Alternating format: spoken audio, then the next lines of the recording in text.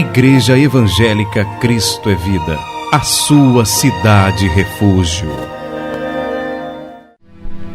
Hoje, pela segunda vez, o pastor vai desenvolver o tema Reinando em Vida. Começamos no ano novo e vamos continuar ainda por alguns cultos. E diz assim a palavra do apóstolo Paulo, Romanos capítulo 5, versículo 17: se pela ofensa de um e por meio de um só reinou a morte, muito mais os que recebem a abundância da graça e o dom da justiça reinarão em vida por meio de um só, a saber, Jesus Cristo. Oremos ao Senhor agora. Deus bendito, Deus maravilhoso, Deus soberano, Deus e Senhor de toda a terra, nós graças te damos porque o teu Espírito iluminou os olhos do nosso coração para que pudéssemos entender e compreender qual é a nossa verdadeira posição neste mundo, qual é o desejo do Senhor para a nossa vida.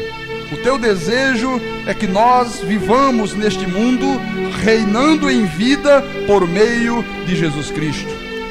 Reinar em vida é viver uma vida sobremodo excelente, é que nós sejamos mais do que vencedores, é que tudo que nós realizarmos, Senhor, seja bem sucedido, é que nós venhamos a reinar em vida na nossa família, nos nossos negócios, na saúde, na paz, em todas as coisas, para que a nossa vida manifeste a glória de um Deus vivo e poderoso a este mundo. Ó meu Deus, que nesta manhã mais uma vez o teu Santo Espírito, que o Senhor nos outorgou para sempre, possa nos dar mais entendimento ainda, para que nós cresçamos neste conhecimento maravilhoso desta palavra predestinada de sabedoria que o Senhor revelou ao apóstolo dos gentios. E que tudo isto, meu Deus, seja para a tua honra e para a tua glória, e que todo o povo que crê diga amém. Graças a Deus, graças a Deus. Então, minha família espiritual, povo de propriedade exclusiva do Senhor, nação santa, povo de um Deus soberano. Eu comecei ensinando na quarta-feira passada, quando nós estávamos na nossa reunião de Ano Novo, que o cristão foi ungido por Deus no poder do Espírito Santo, no poder desta força viva que é a palavra do Senhor, não para aceitar viver uma vida de mediocridade. Deus não nos ungiu, Deus não nos chamou para que nós vivamos debaixo de um espírito de doenças, para que tu vivas debaixo de um espírito de fracasso. A Bíblia é muito clara quando ela diz que em todas essas coisas nós somos o quê? Mais do que vencedores. Diga, eu sou mais do que vencedor. Agora, o que acontece, meus irmãos, é que a maioria do povo de Deus vive tão agarrado às tradições, aos costumes, às doutrinas dos homens, que acaba, através dessas coisas, sendo impedido de viver como Deus deseja que eles vivam. Por isso que você vê a maioria do povo de Deus vivendo como cauda, não vivendo como cabeça, não reinando em vida.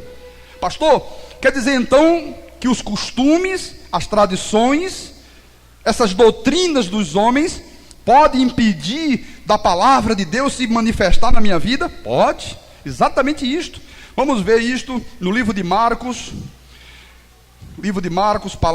capítulo 7, Marcos registrou as palavras maravilhosas do Senhor Jesus Cristo, no capítulo 8, 9 e 13, e ele disse assim, palavras de Jesus: negligenciando o mandamento de Deus. Olha só, irmão, há pessoas que negligenciam o mandamento de Deus, negligenciam a palavra. Então ele diz, guardais a tradição dos homens.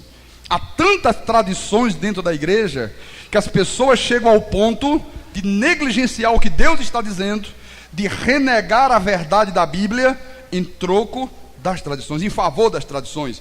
E ele diz no versículo 9, e disse-lhe ainda, jeitosamente rejeitais o preceito de Deus para guardardes a vossa própria tradição. No versículo 13, invalidando a palavra de Deus pela vossa própria tradição, que vós mesmo transmitistes, e fazeis muitas outras coisas semelhantes. Olha, a situação que nós encontramos nas igrejas hoje, irmão, é a mesma situação que o Senhor Jesus encontrou há quase 2000 anos atrás.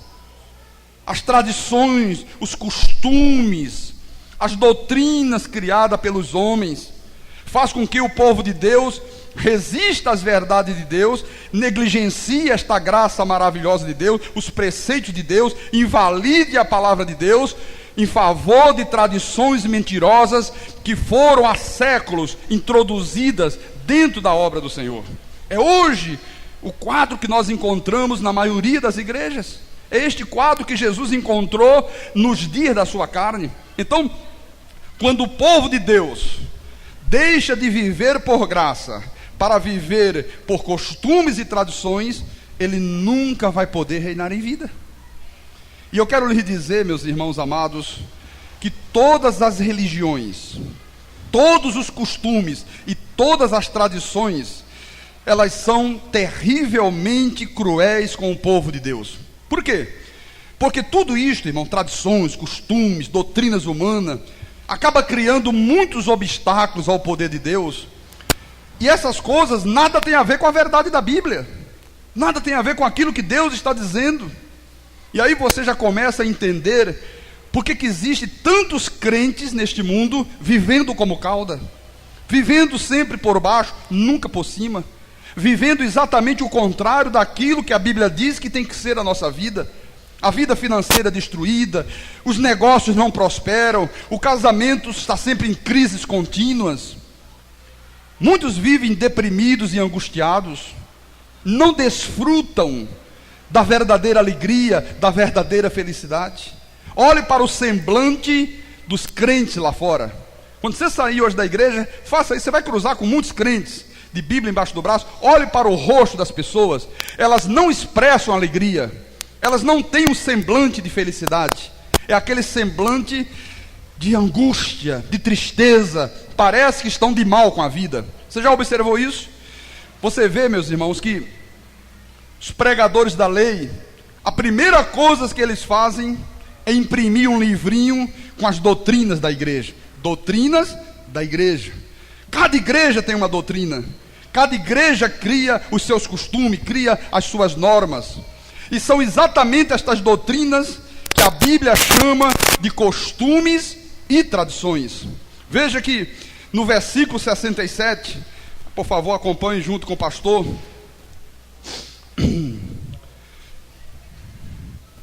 No versículo 6 e 7, eu falei 67, no versículo 6 e 7 do capítulo 7, olha o que o Senhor Jesus diz: bem profetizou Isaías a respeito de vós, hipócritas, como está escrito, este povo honra-me com os lábios, mas o seu coração está longe de mim. Quer dizer que é possível uma pessoa tentar honrar a Deus com os lábios, com palavras, e o coração está bem distante de Deus. Claro, é evidente que é, o Senhor está dizendo. E em vão me adoram, ensinando doutrinas que são preceitos de homens. Então você vê que este é o retrato da igreja hoje. Se ensinam doutrinas que o Senhor diz que são o quê? Preceitos de homens. Não são preceitos bíblicos, não são preceitos de Deus. O povo de Deus não tem conhecimento, o povo de Deus não conhece o Evangelho, o povo de Deus não conhece a Bíblia, o povo de Deus não sabe qual é o seu direito, o povo de Deus não sabe que Jesus na cruz destruiu o diabo. Você vê o povo de Deus aí querendo destruir o diabo todos os dias.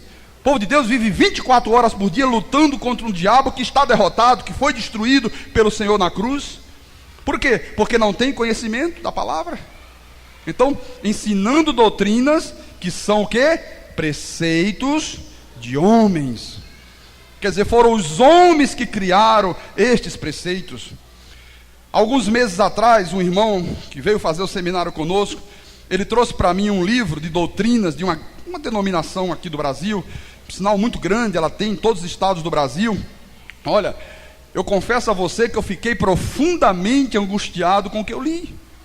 É proibido a mulher cortar cabelo, é proibido ao homem usar costeleta. Costeleta, irmão, não pode usar costeleta.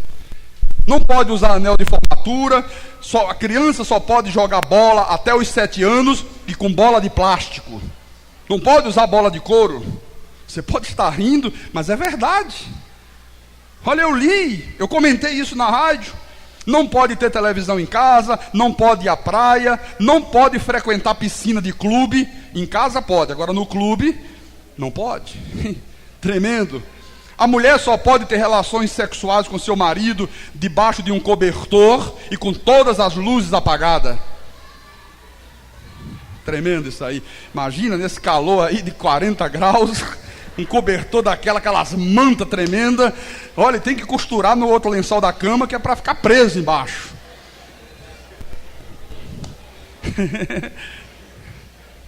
E o interessante, irmão, é que nesse sistema de costume, de tradições, de doutrinas humanas, você vê que tudo é extremamente punitivo. Se cortar o cabelo, 3 meses sem participar da ceia. Se for à praia, 3 meses. Se repetir a transgressão, já leva uma suspensão de 6. Está lá escrito. E na 3ª vez, é excluído da igreja. Você já imaginou o que é um homem que se diz pastor ter a ousadia de excluir um filho de Deus da igreja? Uma pessoa que às vezes passou anos e anos perdida lá fora, andando em lugares escuros e escusos, às vezes na idolatria, na feitiçaria, no espiritismo, e aí um dia o Espírito Santo traz esta pessoa, e aí um sujeito que se arvora em ser um pastor, diz: está excluído da igreja, está fora da igreja, e joga fora aquele que Jesus trouxe. Isso não é pastor? Isso não é igreja, irmão? Isso são doutrinas de homem, são religiões humanas. Por isso que o Senhor Jesus disse: e conhecereis a verdade, e a verdade o quê? Vos libertará. Olha, o povo de Deus que vive nesse sistema escravagista, povo de Deus que vive escravo de tradições, escravo de costumes, escravo de pastores, só através do conhecimento da graça de Deus, que é a verdade cristalina do Pai, pode se libertar destas coisas. Conhecereis a verdade, e a verdade vos libertará. Graças a Deus, irmão, que esta palavra da graça já nos libertou de todas essas coisas, e já vai fazer 2 anos. Hoje nós somos livres. Glória a Deus. Você sabe, eu já recebi aqui na igreja visitas de pastores, colegas de outras denominações, e normalmente eles vêm: pastor, por favor, não fale no meu nome, guarde sigilo. E ele diz assim: pastor Carlos Magno, eu creio na graça de Deus. O que o irmão está pregando é Bíblia pura. É essa expressão que eu tenho ouvido, é Bíblia pura. Mas o irmão sabe que eu não posso admitir essas coisas publicamente, porque senão a minha convenção tira o cartão de pastor. Eu tenho ouvido muito isso. Há pessoas que não assumem esta verdade, irmão, por causa de compromissos, por causa de conveniências pessoais. E aí eles acabam desprezando a verdade de Deus. Então nós temos que entender que todo crente em Cristo Jesus, que começar a pautar a sua vida espiritual segundo a revelação da graça de Deus, mais cedo ou mais tarde ele vai começar a reinar em vida. Isso é absolutamente certo, isso é absolutamente garantido. Agora, é claro, é evidente que ninguém vai poder pautar a sua vida espiritual segundo a revelação da graça de Deus, se primeiramente não se libertar dos costumes e das tradições religiosas. Não pode. Agora, meus irmãos amados, eu vou te dizer uma coisa que talvez até te deixe chocado, mas é verdade. Você sabe que há pessoas que gostam de apanhar, gostam de ser punidas. Há pessoas que se sentem bem debaixo de um regime de escravidão. Eu estava assistindo televisão e passou uma reportagem no telejornal. Um homem ficou 40 anos preso numa penitenciária, e aí chegou o dia dele alcançar a liberdade, estava recuperado, estava um homem, né? E ele disse: eu não quero sair, eu quero permanecer aqui dentro. Mas não pode, você está 40 anos, chegou a hora de você ir lá para fora, desfrutar da vida, do mundo. Ele disse, não, eu quero permanecer aqui dentro. Estou tão acostumado com isso aqui, que mesmo tendo o direito da liberdade, eu quero permanecer aqui. E arranjaram um trabalho para ele, e ele continua vivendo na penitenciária. Você sabe que há crentes que têm esse mesmo espírito. A senhora chegou para mim e disse, pastor, quer dizer que aqui nessa igreja não tem culto de punição? Digo, como é que é, senhora? Culto de punição, aquele culto que chama, mede a saia, mede o cabelo, vê se a unha está pintada, e aí o pastor diz 30 meses, 30 dias para um, 60 para o outro. Digo, não, irmã, aqui nessa igreja não existe isso. Ah, então eu não vou ficar aqui, porque eu não posso viver sem culto de punição, culto de disciplina. Tem gente que gosta, tem gente que se sente bem em apanhar, se sente bem em ser maltratado. Olha, meus irmãos, nesta manhã nós vamos aprender mais algumas coisas sobre este desenvolvimento espiritual que leva ao Filho de Deus a reinar em vida. A Bíblia diz que aqueles que recebem a abundância da graça e o dom da justiça reinarão após a morte. Não é após a morte, reinarão em vida com Cristo Jesus. Você recebe esta palavra? Você crê nisto que a Bíblia te diz? Olha, e eu vou te dizer uma coisa, irmão. Às vezes quando eu olho em minha volta e eu pergunto assim, quem é que está reinando em vida? Olha, tirando aquelas pessoas que verdadeiramente já foram cortadas pela graça de Deus, eu não conheço nenhuma. Nenhuma que esteja reinando em vida. Só pode reinar em vida quem está cortado pela graça de Deus. Então, existem muitos métodos, existem muitos princípios, que quando você começa a vivê-los, quando você começa a inseri-los no teu viver diário, esses princípios vão fazer com que tu possas reinar em vida. Eu vou dar alguns exemplos, e durante o desenvolver desses próximos cultos, nós vamos dissecá-los um a um com mais profundidade. Em primeiro lugar, um dos princípios é viver uma vida de oração constante. Mas não é aquela coisa de 8 horas de joelho no chão. Eu orei 12 horas. Não, para ficar ainda mais sacrificado, eu coloquei uns caroços de milho, pastor, e ajoelhei em cima. Não. Não é esta oração legalista. Não é a oração da carne. Quando Paulo diz que nós temos que viver orando o tempo todo no Espírito, olha, é no Espírito, não é na carne. É você viver o tempo todo orando, irmão, no teu viver diário. Isso pode ser no teu automóvel, isso pode ser dentro de um trem, de um metrô, isso pode ser andando na rua, isso pode ser no teu local de trabalho. A tua mente está em constante comunhão com Deus. É você estar sempre com os teus pensamentos sintonizados nas ondas dos céus. Amém? Segundo lugar, o estudo da Bíblia. Terceiro, viver segundo a lei do amor. Olha, porque se você fizer todos os sacrifícios possíveis, a Bíblia diz que se você der o teu próprio corpo para ser queimado, se você não tiver amor, nada disso adianta. Nada absolutamente adianta. Olha, eu ouço o povo de Deus dizer, não, porque o amor, porque o amor, porque o amor. Na hora que você fala alguma coisa que contraria os desejos daquela pessoa, ou a visão daquela pessoa, a primeira prova de amor que ela dá é dizer, cuidado, que eu vou orar ao Senhor, e Ele vai colocar um câncer na tua boca. Imagina que amor é este, meus irmãos. Que amor é esse? Olha, a mão do Senhor vai pesar sobre ti. Deus vai fazer isso, Deus vai fazer aquilo. Então, se não tiver amor, se você não viver segundo a lei do amor, você nunca vai reinar em vida. Terceiro, você dá valor, buscar e desenvolver os dons espirituais. Em quinto, submeter a tua vida à orientação do Espírito Santo. Em sexto lugar, não viver segundo os padrões mundanos.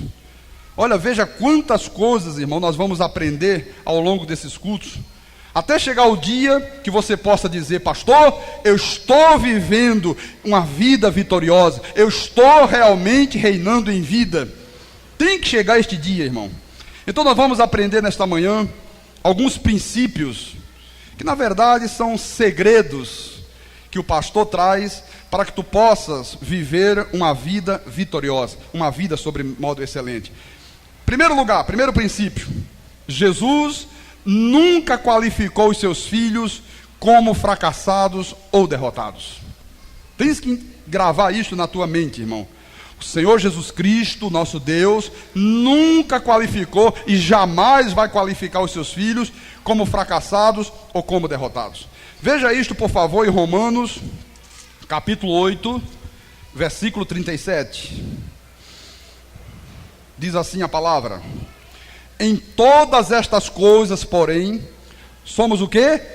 Mais do que vencedores, por meio daquele que nos amou. Então, como é que Deus me vê, irmão? Como é que Deus olha para mim? Será que alguma vez Deus vai olhar para mim, ou Deus vai olhar para você, e Deus vai dizer assim: lá vai um derrotado, lá vai um fracassado? Não. Deus nunca disse, e Deus jamais dirá que nós somos derrotados. Então, diga com os teus lábios bem alto, irmão: eu sou mais do que vencedor. Não, mas eu queria que você dissesse mais forte ainda. Diga: glória a Deus. Olha só o que Paulo diz em 2 de Coríntios, segunda epístola aos Coríntios, capítulo 2, versículo 14.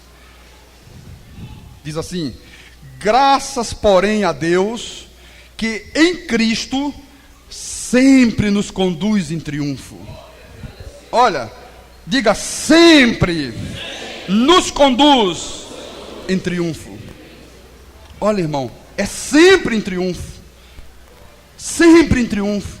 Mesmo quando você vive aqueles momentos que aparentemente os teus olhos veem uma derrota, ainda assim tu estás sendo conduzido em triunfo.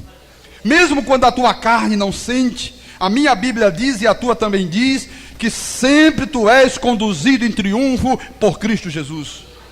Então, por favor, tire da tua vida qualquer sentimento, qualquer pensamento de derrota que houver. Por favor, arranca isso do teu espírito. Agora, esta vida vitoriosa, irmão, esta vida de sucessos, ela não pode ser produzida de uma forma artificial. Se não houver uma vida dedicada profundamente a Deus, se não houver uma submissão total a Deus e àquele a quem Deus constituiu como pastor da tua alma, se não houver uma dependência total ao Senhor, não pode existir vida vitoriosa. Não pode. Porque, irmãos, nesta terra, neste mundo que nós vivemos, só existem duas possibilidades. Ou você serve à autoridade de Deus e à igreja, ou você serve ao mundo e ao inimigo. Não há outra possibilidade. Ninguém pode viver neste mundo sem servir. Ninguém. Grava isso na tua mente, que isso é importante. Todo mundo tem que servir a alguém, irmão. O pastor serve as ovelhas servem ao pastor, o patrão serve ao empregado, o empregado serve ao patrão, o marido serve à esposa, a esposa serve ao marido. Pastor, olha, eu não sirvo a ninguém neste mundo. Serve, sim, senhor. Claro e evidente que você serve. Quando muito não seja, você está servindo a uma bebida, a um vício qualquer, a uma droga, a um espírito de fofoca, a uma vaidade pessoal que você tem na tua vida, mas que tem que servir, tem. Então eu quero que tu entendas nesta manhã que ninguém, olha, ninguém pode produzir uma vida vitoriosa artificialmente. Por favor, não te iludas. Não existe possibilidade fora disso que eu estou te ensinando. Este evangelho barato, este evangelho pervertido que está aí fora implantado, que diz que é possível uma pessoa se tornar vitoriosa através de uma corrente de 12 semanas, através de um vidrinho de óleo, de uma unha sem pintar, de uma vigília, de não sei quantas horas de jejum. Isto é uma mentira, isto é mentiroso, isto é um engano. Olhe para a vida das pessoas que vivem iludidas por essas coisas. Observe. Parece uma legião de miseráveis, parece uma legião de fracassados, parece um povo que está retornando de uma guerra e cheio de derrotas. O que esta igreja quer é que quando você disser, eu sou mais do que vencedor, as pessoas vejam que a tua vida é verdadeiramente vitoriosa. O teu semblante tem que expressar alegria, tem que expressar felicidade. Eu não quero ser hipócrita, irmão, de dizer, eu sou vencedor, e viver uma vida no meu dia a dia derrotado, de fracassos. Eu não posso dizer, o Senhor é o meu pastor e nada me faltará, e de repente está faltando tudo. Isso é hipocrisia. Então, você está vendo qual é a proposta de Deus? Você está percebendo a proposta de Deus para você? Então, ninguém pode produzir uma vida vitoriosa artificialmente. O problema é que Satanás, com as suas mentiras, com os seus enganos, com as suas concupiscências, ele tem tentado negar estas verdades divinas. Como que ele nega isso, pastor? Através dos seus filhos, que se infiltram dentro da igreja de Jesus. É o joio no meio do trigo. São aquelas pessoas que se dizem crente, mas que na verdade não são. Elas têm apenas uma aparência de crente. Elas não obedecem, elas não se submetem aos princípios de Deus. Você sabe que é muito fácil uma pessoa dizer, Jesus Cristo é o Senhor. É muito fácil. Qualquer um diz isso, irmão. Mas a Bíblia diz o quê? Muitos são chamados, mas poucos os escolhidos de Deus. Poucos são os escolhidos. Então, a primeira coisa que Deus quer que tu entendas, irmão, é que Ele nunca nos qualificou como fracassados, como derrotados. Deus sempre te qualificou e sempre vai te qualificar como mais do que vencedor. Amém? Em segundo lugar, eu não posso ser apenas um ouvinte da palavra. Veja só o que Tiago diz no capítulo 1 da epístola de Tiago. Tiago, irmão do Senhor, ele escreve a sua epístola e ele diz assim, capítulo 1, versículo 23: porque se alguém é ouvinte da palavra e não praticante, assemelha-se ao homem que contempla no espelho o seu rosto natural. Pois a si mesmo se contempla e se retira, e para logo se esquece de como era a sua aparência. Mas aquele que considera atentamente na lei perfeita, lei da liberdade, e nela persevera, não sendo ouvinte negligente, mas operoso praticante, esse será bem-aventurado no que realizar. Quer dizer, há muitas pessoas que querem viver uma palavra vitoriosa. Elas ouvem a palavra, elas gostam da palavra, mas elas vivem no dia a dia padrões mundanos. Uma pessoa assim nunca vai poder reinar em vidas. Eu quero que tu percebas, igreja, que perseverança na obra de Deus é uma coisa absolutamente obrigatória. A perseverança é fundamental. Eu não conheço ninguém na obra do Senhor que um dia esteja lá em cima, outro dia esteja embaixo, que seja uma pessoa bem-sucedida. Não conheço isso, nunca vi ao longo desses anos de ministério. Então o Espírito Santo está dizendo o que aqui? Que quando eu sou perseverante e operoso praticante, eu serei o quê? Bem-aventurado no que realizar. O que é um bem-aventurado? É uma pessoa que tem felicidade, irmão. A sua alma é alegre, é feliz. É aquela pessoa que está de bem com a vida. Ela acorda todos os dias, ela diz, graças a Deus por mais este dia. Você sabe que há uma pesquisa, psicologia tem isso, que diz que um grande percentual das pessoas, dos seres humanos, quando acordam de manhã, diz, mais um dia de vida. Já não aguento mais este mundo, já não aguento mais. Você sabe que é verdade. Um grande percentual de pessoas, porque essas pessoas estão de mal com a vida. Uma pessoa bem-aventurada, uma pessoa bem-sucedida, ela é feliz, irmão. Ela agradece a Deus por cada dia. Olha, quando eu acordo de manhã, que eu abro meus olhos, eu já estou com um sorriso nos lábios, irmão. Eu já estou agradecendo a Deus. Jesus, muito obrigado por mais este dia, meu Deus. Muito obrigado por mais este dia de vida. Isso é verdade. Então, meus amados, se você vem à igreja, ouve a palavra e não pratica, então você está fazendo da igreja, na verdade, um entretenimento pessoal para a tua vida. Você está fazendo da igreja um clube social. Por isso que há pessoas que fazem da igreja um clube de lazer. Elas vêm à igreja para passar tempo. Por isso que você vê que há irmãos que um dia vem, o outro não vem, um domingo está na igreja, o outro não está, quarta vem, quarta não aparece, outros não tem hora para chegar ao culto, levantam na hora da palavra para beber água. Você sabe que uma pessoa está ouvindo Deus falar e levantar para beber água? É que ela não está dando a mínima ao que Deus está dizendo, irmão. Está preocupada com Deus. Chegar na igreja 8h45 ou 9h30, para ela é a mesma coisa, não tem problema nenhum. Por isso que a Bíblia diz que eu tenho que ser o quê? Um ouvinte, operoso, praticante da palavra. Eu não posso vir à igreja, ouvir Deus falar, ouvir a mensagem, e no final do culto desligo a tomada e começo, das portas da igreja para fora, a viver um outro tipo de vida. Eu não posso viver desta forma. Se você quer realmente reinar em vida, se tu queres ter uma vida próspera, se você quer ser bem sucedido, eu estou te dando um segredo, irmão.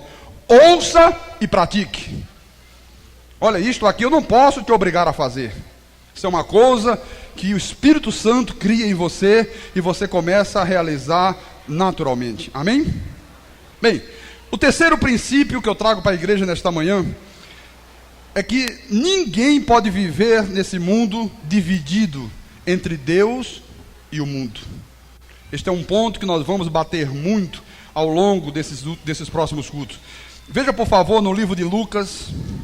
Vamos lá para o livro do Dr. Lucas, capítulo 16.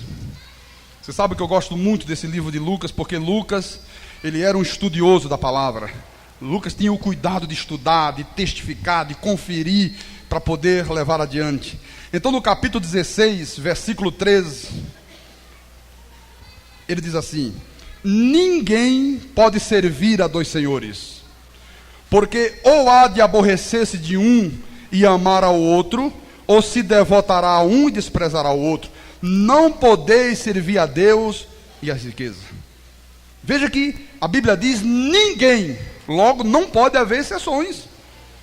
Não pode haver exceções. Agora, quem são esses dois senhores? Olha, irmão, quem é de Deus tem que servir a Deus. Quem é do diabo tem que servir ao diabo. Agora, quando alguém tenta servir a dois senhores, quando alguém faz uma tentativa de burlar esta regra aqui, este alguém acaba ficando com a sua alma dividida. A psicologia, a doutora Amparo está aqui, que é psicóloga, chama estas pessoas de dupla personalidade. Não é isso, doutor Amparo? Elas têm dupla personalidade. Então, toda pessoa que fica dividida, irmão, é uma pessoa insatisfeita. Toda ela. Se fica dividida, vive sempre debaixo de angústias. As pessoas vivem muito angustiadas. É sempre uma pessoa muito apreensiva. Ela está sempre muito cheia de dúvidas. E você sabe que há pessoas nesta terra que teimam em viver a sua vida servindo a dois senhores, mas eu digo que é absolutamente impossível. A Bíblia diz que não pode, ninguém pode servir a dois senhores. São aquelas pessoas que domingo elas servem a um Deus chamado Jesus Cristo. Na segunda-feira elas começam a servir a um Deus chamado Mamon, que é o mundo. Elas estão divididas, absolutamente divididas. Essas pessoas nunca vão poder reinar em vida. Então você tem que compreender definitivamente, isso tem que ser uma coisa definitiva para a nossa igreja. Por favor, atente para isso. Não podemos servir a dois senhores. Nós não podemos, você não pode, eu não posso servir a Deus e servir ao mundo. Servir a Deus e servir a Mamon. Pastor, olha só, domingo eu não vou vir à igreja, pastor, porque vai chegar uns parentes, sabe? Uns parentes lá, uns primos, tios, e a turma vai chegar lá em casa, faz alguns meses que nós não nos encontramos, então eu não vou poder vir à igreja. Pastor, olha, vai vir um feriado longo aí, e a turma já se reuniu, vamos todo mundo para uma praia, vai ter uma churrascada violenta, e eu vou ficar lá 5 dias, não vou poder estar no culto. Então você está servindo, tentando servir a Deus e servir ao mundo. Faz o teu churrasco no sábado, meu irmão, porque domingo tu tens uma obrigação com teu Deus. Vai para a tua praia, mas não deixes domingo nem na quarta-feira de estar com teu Deus. Não negligencie isto aqui, se tu queres de fato e de verdade reinar em vida. Então a Bíblia está mostrando claramente, irmão, que Deus está procurando, ela diz isso, os verdadeiros adoradores. Aqueles que o adorem em espírito e em verdade. Deus está buscando neste mundo um povo que o honre de fato e de verdade. um povo de fidelidade absoluta, um povo de lealdade, um povo de perseverança, um povo de honestidade. E se você não tiver estas qualidades na tua vida, nunca você vai reinar em vida. Nunca. Guarda isto que o Espírito está te falando nesta manhã. Mas agora eu quero te falar de um princípio muito importante e que norteiam a nossa vida familiar. Vamos, por favor, a 1 de Timóteo. Abra a Bíblia junto com o pastor. 1 de Timóteo, capítulo 3, versículo 5 e 7. Diz assim a palavra: pois se alguém não sabe governar a própria casa, como cuidará da igreja de Deus? Quer dizer, a igreja somos nós. Tu és a igreja, eu sou a igreja. Se você não sabe governar a tua própria casa, como é que você vai saber governar a tua vida? Isto tem muito a ver com a vida familiar, meu irmão, porque Deus estabeleceu que na família, Deus colocou o homem como cabeça da família. Deus criou a mulher para ser o quê? Sua auxiliadora. Que a mulher tem que ser submissa ao marido. Se isto não existir na tua família, na tua casa, você nunca vai reinar em vida. Tu és o cabeça, meu irmão, minha irmã amada, tu tens que ser submissa ao teu marido. Hoje nós vivemos no mundo das mulheres, esses movimentos feministas que existem aí, que começaram a criar umas abobrinhas na cabeça das mulheres. Não, que mulher ser submissa a homem, coisa nenhuma, não existe isso, a mulher tem que ser independente do homem, e aquela coisa toda. Olha, essas feministas, na sua grande maioria, são mulheres frustradas, mulheres separadas, muitas delas são lésbicas, e aí trazem esses conceitos diabólicos que envenenam a mente das mulheres e trazem sérios transtornos para a vida espiritual. Não é que o teu marido seja melhor do que você, não. Não é isso. Veja, por exemplo, na igreja, todos nós somos iguais, todos nós temos o mesmo espírito, a mesma unção, a mesma fé. Aqui ninguém é maior do que ninguém, ninguém tem uma fé maior do que a do outro, todos somos iguais. Todavia, Deus estabeleceu um princípio, Deus estabeleceu uma hierarquia, que Ele escolhe dentre o povo, aquele que Ele constituiu para ser o pastor da igreja. E aquela pessoa tem uma autoridade de Deus e uma responsabilidade de dirigir o rebanho. Mas não significa dizer que o pastor é maior do que você. Mas Deus criou esta hierarquia. Assim também é na família. Então a esposa tem que ser submissa ao marido. Olha, há um ditado popular que diz: em casa que mulher manda, até o quê? Até o galo canta fino. Olha, e tem homens que gostam, sabia? Tem homens que na rua, irmão, parece um dragão. Quando chega em casa, é verdade, é isso mesmo. O dragão é a mulher. Afina a voz na hora, meu irmão. Tem mulheres que não se submetem ao marido. Elas querem ser a cabeça. Deus está dizendo: não pode, minha filha. É o teu marido que é a cabeça, você está querendo tomar o lugar dele. Então isso traz sérios transtornos para a vida espiritual. Veja só uma coisa. Ao mesmo tempo que Deus estabeleceu o marido como cabeça, a mulher submissa, mas Deus também disse ao marido: marido, amai as vossas mulheres. Também, se você, marido, não amar a tua esposa, se não reconhecer a tua mulher como auxiliadora de Deus, se você não reconhecer que a tua esposa tem os mesmos direitos que você, que assim como você abre a boca e diz: eu sou um eleito, tua mulher também é uma eleita. Eu sou um predestinado, tua mulher também é. Eu sou mais do que vencedor, a tua esposa também é. Então tu tens que viver a vida comum do lar. Você sabe o que é viver a vida comum do lar, irmão? É que tudo que é do marido é da esposa, tudo que é da esposa é do marido. Você, marido, tem que, se você abre uma conta no banco, tem que ser conta conjunta. A tua mulher tem direito de ter acesso à conta bancária. Essa coisa de marido abrir conta sozinha. E a mulher diz: olha, eu não sei nem o que é que ele tem, quanto não tem. Eu não sei quanto é que meu marido ganha. Ele não me dá satisfação de nada. Isso está errado. Tu tens que amar a tua esposa. Os mesmos direitos que tu tens, ela tem. Tudo que é teu é dela, tudo que é dela é teu. Tu tens que usar aliança. Essa coisa de marido sem aliança, irmão. Não, todo mundo sabe que eu sou casado, pastor. Não, não sabe não, senhor. Você chega na igreja sem aliança, tá cheio de moça aqui doida para casar. Aí olha pro teu dedo, chegou um eleito. Será que é ele? Opa!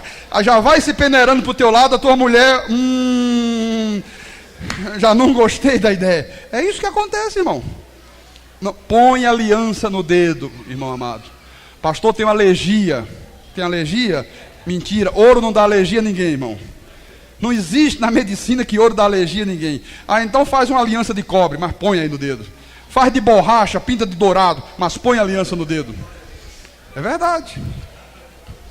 Olha, não trates a tua esposa apenas como se fosse uma empregada. Tem marido que só olha para a esposa como se Deus tivesse dado a esposa para lavar roupa e para fazer comida. Mas esse marido não ama a esposa. Não ama, né?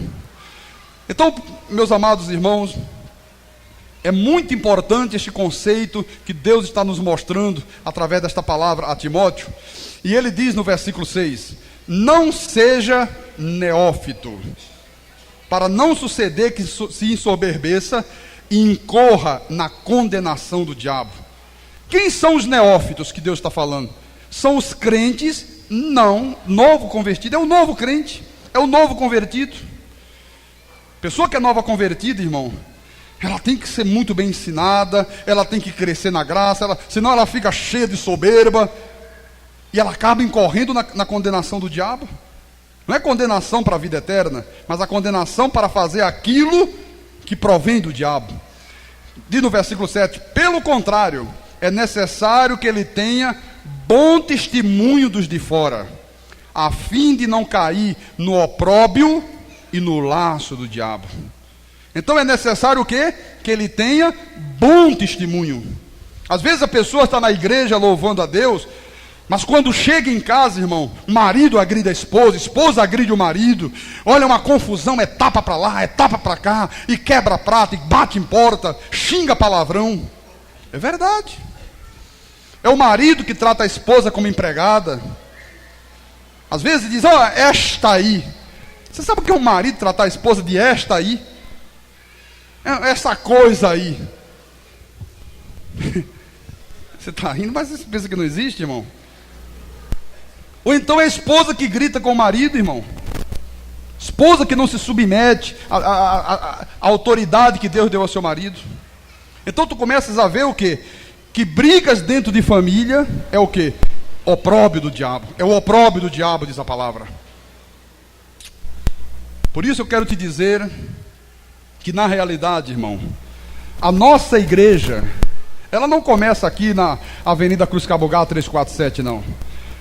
A tua igreja, nossa igreja, a minha igreja, ela começa na tua casa, na minha casa. Então, se dentro da minha casa não houver ordem, se não houver decência, se não houver uma vida de respeito, de equilíbrio, de santidade, nós nunca iremos reinar em vida.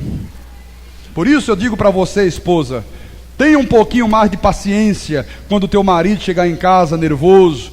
Às vezes o teu marido passou o dia inteiro trabalhando, problemas, esquentou a cabeça com muitas coisas lá fora, e às vezes ele chegou dentro de casa e você começa a abrir a boca, parece uma matraca que não para mais. Por que isso? E por que não sei o quê? E por que a criança fez não sei o quê? E por que faltou dinheiro para ele? Olha, por favor, não espere o teu marido dar um tapa na mesa para dizer, cala a boca, mulher.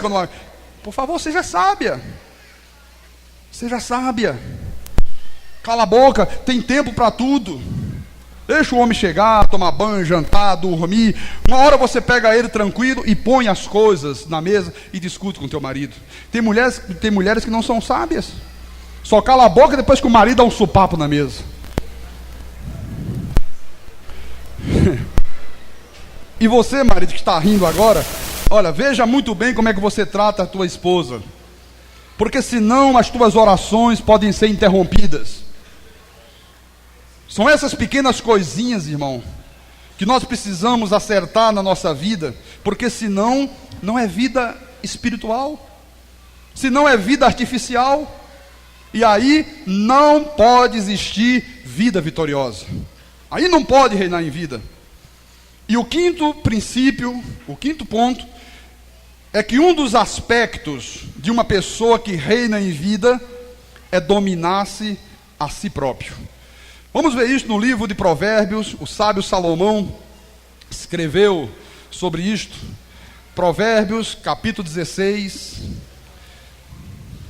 Depois do livro de Salmos, vem Provérbios, versículo 32. Diz assim: melhor é o longânimo do que o herói de guerra. Quer dizer, melhor é a pessoa paciente do que o herói de guerra. E o que domina o seu espírito do que o que toma uma cidade. Olha, irmão, a pessoa que tem domínio próprio, a Bíblia diz que ela é melhor do que um herói. Ela é melhor do que aquele que toma uma cidade. Por que isso aqui é tão importante, pastor? Porque há muitas pessoas que acabam perdendo tudo que tem na vida porque não tem autocontrole, porque não exercem este domínio próprio. Você vê quantas vezes, irmão, por causa de um simples entreveiro no trânsito, às vezes uma fechada que alguém deu lá no outro, desce do automóvel, já puxa revólver, já quer matar, parecem verdadeiros animais. Quantas vezes pessoas já perderam excelentes empregos por causa de uma atitude impensada, porque não tiveram controle, não tiveram domínio. Você vê esse jogador de futebol, Edmundo, um craque, um sujeito, sabe tudo de bola, poderia ser hoje um exemplo, né, de desportista para os jovens. No entanto, olha lá, é considerado um animal, uma ovelha negra, um mau exemplo. Por quê? Porque não tem domínio próprio. E os colegas já sabem que ele não se domina, começa a catucar ele, que sabe que ele vai explodir, sabe que ele vai fazer bobagem, sabe que ele vai fazer besteira. Então é necessário dominar-se a si mesmo. Então, muitos filhos de Deus que eram para viver reinando nesta vida, não estão reinando porque não tem controle, não tem domínio próprio. Então, o melhor é a pessoa paciente, pacífica, é melhor ser longânimo, é melhor ser de paz. Amém? A verdade é que para que tu possas reinar em vida, irmão, tu tens primeiramente que reinar sobre a tua vida. E só reina sobre a própria vida quem domina-se a si mesmo.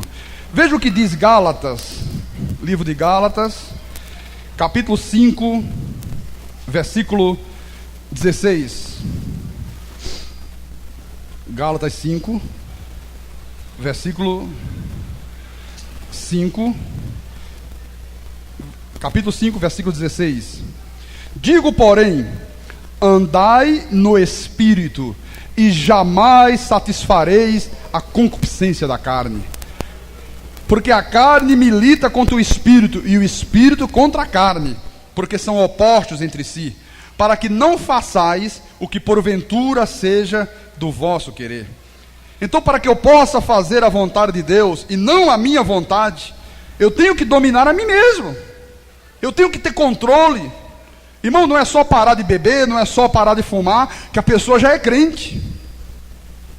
Há uma tradição, fulano parou de beber, parou de fumar, já é crente.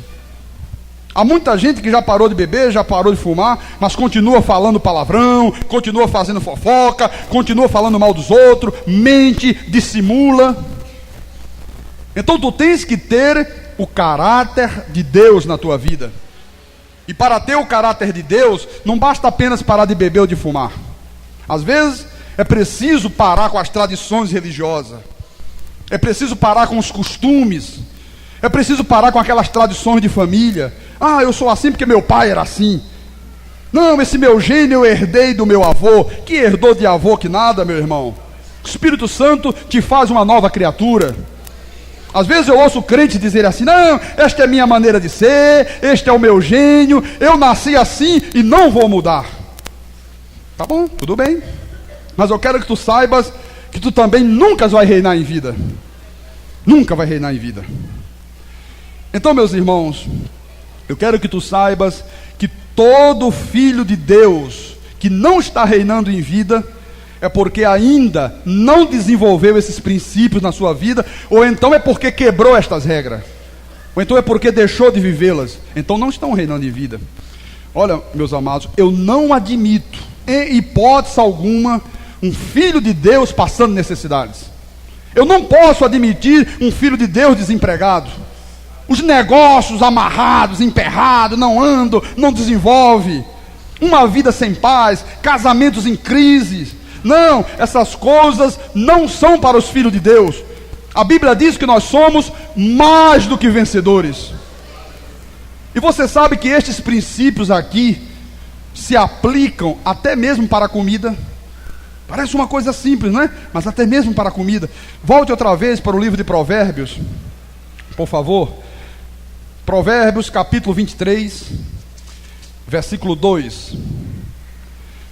Olha o que é que diz a palavra: mete uma faca à tua garganta, se és homem glutão. Às vezes a pessoa já não bebe mais, não fuma mais, mas é um glutão. Pastor, o que é um glutão? É aquela pessoa que come não para satisfazer a sua barriga, a sua fome. Ela come para satisfazer os olhos. Olha, você já participou de churrasco de crentes? Você não sabe como é que é, eu sei. Eu já participei muitas vezes, irmão. Olha, a coisa é muito triste, meu amado. Olha, todo mundo esfomeado. E o churrasco, e não está nem cozida a carne, o nego já está comendo. E come, e vomita, e volta para comer de novo. Olha, uma coisa horrível. Quando eu fazia parte das seitas pentecostais, às vezes nós promovíamos encontro de casais. Olha, era verdadeiro vexame, irmão. Às vezes chegava no hotel, e eu estava lá, eu morria de vergonha, eu só faltava cavar um buraco e me esconder. A turma vinha com um prato desse tamanho, Torre Eiffel, equilibrando. Segura, olha o bife caindo. Chegava lá na mesa de doces, aí tinha lá 10, 15 tipos de doce. Irmão, tinha gente que botava os 15 tipos. Misturava tudo. Outro pegava o bife, enrolava no papel, jogava no bolso. Isto é glutonaria. A Bíblia diz, mete uma faca à garganta. Olha, não é para você pegar uma faca em casa e senão você vai morrer. Este meter a faca é, contém este ímpeto, domina-te, não seja glutão. Olha, Paulo disse isso em 1 de Coríntios. Vamos a 1 de Coríntios. Tem gente que está rindo aí porque já deve ter visto coisas tremendas por aí afora, né? Eu já vi, irmão. 1 de Coríntios, capítulo 9, versículo 27.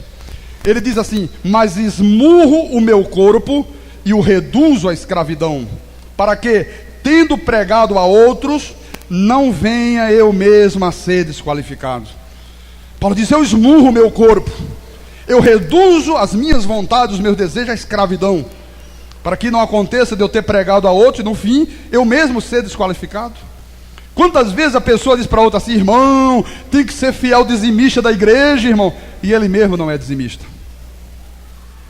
Irmão, nós temos que amar as nossas esposas, mas ele é o primeiro a não amar dele. Irmão, tem que ser honesto, irmão, ele é o primeiro a fazer desonestidades. Irmão, não podemos faltar aos cultos da igreja, ele é o que mais falta. Quem procede assim, a Bíblia diz o quê? Está desqualificado. E eu quero terminar a mensagem desta manhã com o que Paulo escreveu aos Hebreus, no capítulo 12. Os hebreus eram judeus convertidos ao cristianismo. No versículo 1 diz assim: portanto, também nós, visto que temos a rodear-nos tão grande nuvem de testemunhas, desembaraçando-nos de todo o peso e do pecado que tenazmente nos assedia, corramos com perseverança a carreira que nos está proposta.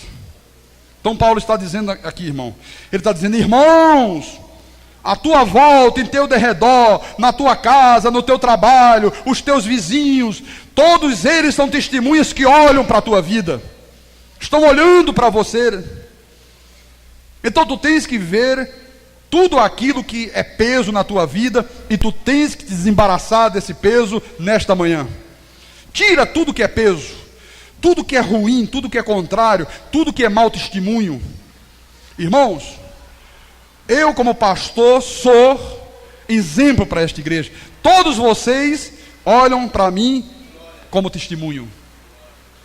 Eu tenho que me apresentar, não apenas aqui, quando eu estou no púlpito, no altar, mas fora dele, na minha casa, se eu estou no trabalho, se eu estou no meu lazer, se eu estou fazendo uma viagem. Eu tenho que ser testemunho perfeito para todo o povo. Tu tens que ser um testemunho perfeito para os teus vizinhos, para os teus amigos, para os teus parentes, para os teus familiares, para os teus colegas de trabalho. E quantas vezes eu ouço pessoas dizer assim: olha, eu não quero negócio com crente. Fulano é crente e eu vejo lá como é que ele trata a esposa. Outros dizem: não quero negócio com crente, fiz negócio com fulano, me passou a perna. Agiu com desonestidade, foi malicioso. Não quero negócio com crente porque fulano me comprou e não pagou o que comprou. Então é isso que Paulo está dizendo. Olha, nós temos uma grande nuvem de testemunhas que estão nos olhando, que estão nos observando. Então te desembaraça, irmão, de todo e qualquer peso. E ele diz, no versículo 2, olhando firmemente para o autor e consumador da fé, Jesus, o qual, em troca da alegria que lhes estava proposta, suportou a cruz, não fazendo caso da ignomínia, está assentado à destra do trono de Deus. Então, meu amado irmão, desembaraçado de todo o peso, significa você dizer: Senhor Jesus, eu não quero mais continuar vivendo, servindo a dois senhores. Eu não quero mais continuar servindo a Deus e servindo ao mundo. Eu não quero mais continuar com a minha vida dividida. Eu quero me submeter aos teus princípios, Senhor. Eu quero obedecer a tua palavra. Eu quero ter o teu caráter. Eu quero viver uma vida sobremodo excelente. Eu quero ser uma testemunha para todos aqueles que me rodeiam. Se você começar a partir de hoje a fazer isto na tua vida, pode ter absoluta certeza, irmão, que muito breve você já vai começar a reinar em vida. O poder sobrenatural de Deus já vai começar a se manifestar em teu favor. Tudo que você realizar será bem sucedido. Os milagres vão acontecer. Desculpa, as portas fechadas vão se abrir. Os negócios estão emperrados, olha, vão se soltar e vão sair em disparada. Aonde não há paz, haverá paz. Tu vais sentir o perfume do Espírito Santo em todos os teus dias, no teu casamento, nos teus filhos, na tua saúde, na tua vida financeira. Os teus caminhos serão caminhos de paz, serão caminhos de luz. Tu vais expressar a verdadeira alegria do Espírito Santo. Tu vais poder abrir a boca e gritar bem alto ao mundo: eu sou mais do que vencedor. E o mundo vai olhar para você e vai dizer: não é que é mesmo? Não é que este homem é mais do que vencedor? Não é que esta mulher é mais do que vencedora? Não é que tudo que ele faz é bem sucedido? Não é que este Deus que ele anuncia se manifesta em favor dele? Isto é reinar em vida. Assim seja, assim disse o Senhor Deus. Amém? Glória a Deus. Aleluia. Jesus Cristo mudou meu viver. Jesus Cristo mudou meu viver.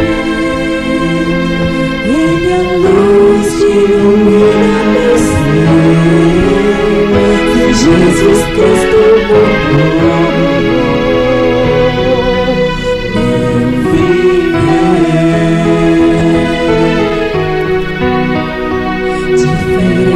Hoje é o meu coração.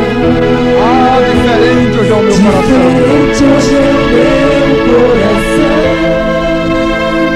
Perguntei meus pais do perdão. Sim, diferente hoje é o meu coração.